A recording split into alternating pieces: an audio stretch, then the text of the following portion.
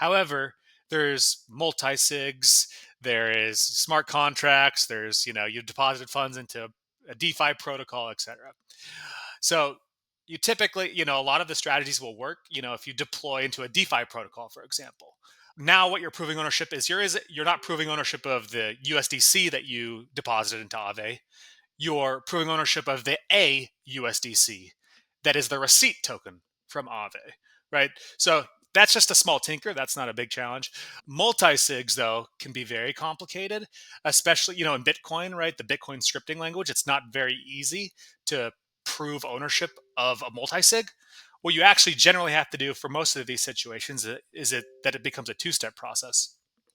You have to first understand the addresses that are used to compile the multi-sig, right? The underlying addresses, and then how you can actually consolidate those addresses to make the multi-sig, to make sure that these actually make up that multi-sig.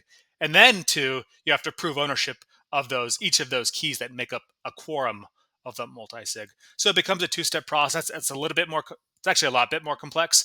But these are some of the challenges from the client side and the auditor side. So proof of reserves, the concept generally is the idea that any custodian or issuer that is holding customer assets should be able to demonstrate that they actually are holding a full reserve. Now, that concept takes a couple different shapes and forms. It's usually in 3 or 4 different ways. I'll explain 2 main ones. I think will help demonstrate the point. The first one is for exchanges, right? So when you deposit funds into an exchange, what happens on the back end is that you'll deposit, say, 1 Bitcoin. You're doing pretty good. Your account is credited with 1 Bitcoin.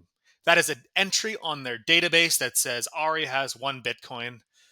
But on the back end, right, they actually receive that 1 Bitcoin. They might move it to a different omnibus wallet, etc. Right.